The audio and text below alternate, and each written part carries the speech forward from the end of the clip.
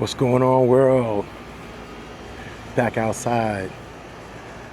So I wanted to kind of jump in on this Carmelo Anthony case in Texas, man. Words don't express the pain in my soul. You know, I'm vexed, I'm pissed. Righteous indignation comes to mind. I mean, so here's what I've heard about the case, like leading up to it. And again, I'm just trying to make sense of it. They're at a track meet. It's a thunderstorm. Everyone's seeking shelter under tents. He may have gone to one tent, it was too crowded or whatever. He goes over to the other tent where the, incident occurred. They don't want him there. The guy puts hands on Carmelo first. Some others put hands on Carmelo, or they are around him, and Carmelo is outnumbered. He fears for his life. He feels threatened. He defends himself with a legal pocket knife. As far as I'm concerned, those are the facts, right?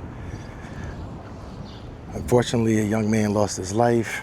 Very tragic, right? But there's a thunderstorm, seeking shelter. That's how we get there in the first place. Why not let a cat stay under the shelter till the rain stops? Why are you going to push him out in the rain, right? Some character issues there. Let him stay. But so at the end, and then it's an all-white jury. Why is that? Right? A lot of these questions are obviously rhetorical. The judge, questionable. Deliberation is 3 hours. That's it. To decide the fate of someone's life. And to give him 35 years. Unacceptable. Right? So clearly his intent was not to murder. There was no premeditated murder, right? Murder in the first degree, isn't that what comes, all of that, what comes with that?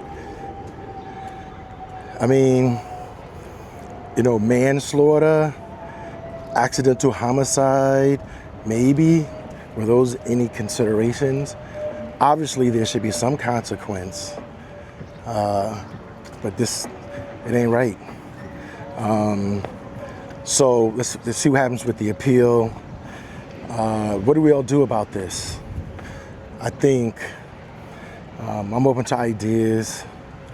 I'm in New York, so obviously, talking about it, raising consciousness.